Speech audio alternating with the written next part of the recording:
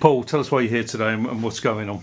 Well, obviously, RJ's club's got 6 fighters.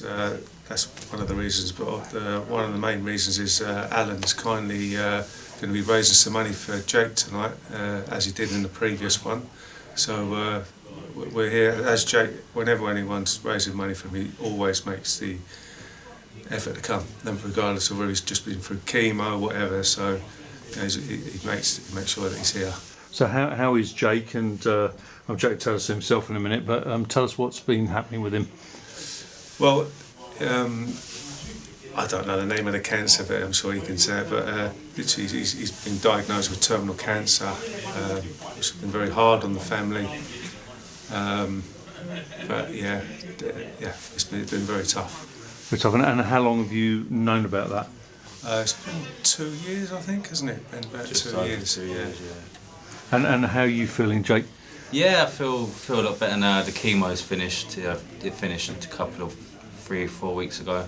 But I had that for like 4 and a bit months of. I had 6 rounds. It was pretty rough. But how brutal is that?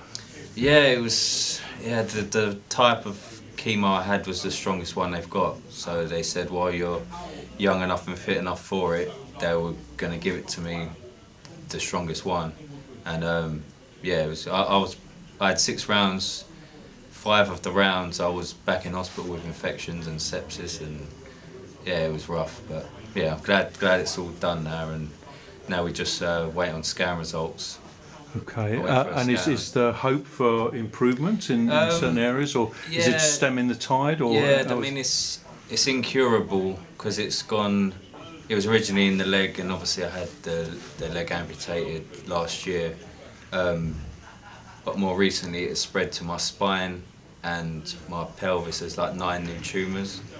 The last scan I had was whilst I was having the chemo. They said that there was no. They'd stopped growing, so the chemo was working. The plan is for the chemo to stop them growing and control it, sort of thing. But they said they'll never be able to cure it because it's gone to too many places and stuff. So it will extend your life? Yeah, that's the main goal of the chemo and stuff. So like I said, the last scan results were positive because there was no new growths anywhere, and they hadn't grown, and they said something like the bones were healing around it or something. So when did you first sort of hear about it or feel about it? It was like the first lockdown, so 2020. I felt like I was going for a jog around where I live, and felt like a little tightness, a bit heaviness in my calf, and I think it was either that night or the next night I was scratching my leg on the sofa, and I thought, feels like it was a tiny little lump, and didn't think much of it, and then over a bit of time it got bigger and bigger. In the end it was like 14 centimetres.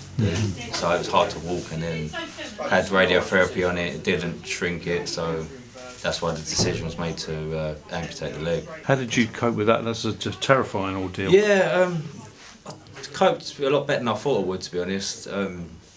Always been positive about the situation, and I felt like when it's daunting before the operation and then after, I felt like a relief. Like it was like, oh, thank God that's over with, and just adapt to obviously a new way of living with it. But I just thought I'd just get on with that, and I was glad that part of it was over, But, so do you have sort of ambitions going forward? Do you have things that you want to do and achieve? No, I would like to get back into work, to be honest, just some sort of work. And this week I've been to the gym a few times, just because now I'm feeling a bit better from the chemo. Stuff like that.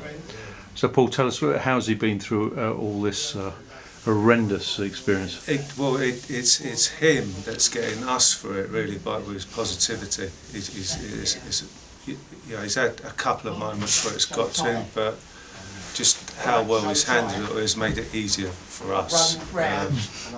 It's never easy, this thing, but he's made it as easy as it could possibly get because of his positivity and the way he's dealt with everything. Yeah, I mean, it's a terrible experience for the whole family, isn't it? I mean, it really affects everybody. Yeah, it has. It has affected everyone. And who this is? This is my dad and Jake's granddad. This is the one responsible for this car crash of a family. I'm afraid. Hang on a minute. He's in charge. How courageous has he been? Brave. Honest to God, right, truthfully, right. The thing is, you never think of something like this going to happen to your grandchildren, right? He's a quarterback compared to me. I'm right moany bugger I am, right? So I couldn't handle it, right? He's honest to God, he's so great, honest to God, right? And all the family, you can ask any family, right? All the family members, they've all got the same problem. He's never changed. Although he's got this horrible thing hanging over him, right? He's never changed, truthfully. He never will, truthfully. It's not like his old granddad being a miserable soul.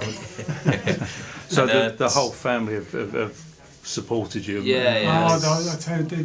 Yeah, and also a special mention. I've got 2 little girls. One's 3, one's 1, and they keep me going as well. Keep me positive. They do. Yeah, they're lovely. Rosie and Isla. They're lovely. Yeah, That's good, right. yeah, they keep me positive as well. They're beautiful. So, Honestly, right. Don't take after him. Don't go with him. Looking for them. They're absolutely beautiful. Yeah. And have you been watching Paul in the ring? Yeah. I've been to all of his fights. Yeah. Is he an inspiration to you? Yeah. He is. It's getting in there at his age, you know. So you like to be a boxer? You like to box yourself, didn't you? Yeah. I used to do a bit of boxing when I was only from the age of about 15 to 17 or 18. How old are you now? 34. 34. So, yeah. What's been your best memories that you like to look back on that kind of keep you going? You met a lovely girl. Married in Mexico. Yeah. 2 beautiful kids, right? The thing was this, right? He had these beautiful little kids before everything really come in bad, you know what I mean? So yeah, I'd say my wedding in Mexico. Holly, and do you have a little message for her so when she watches this? No, you go on, love you. Thanks for putting up with you. Yeah. Come on, for Christ's sake. Thanks for putting up with me. Yeah. And to your 2 lovely children. Yeah. Love you both, Rosie and Isla. So yeah. Fantastic. So anything else you want to say?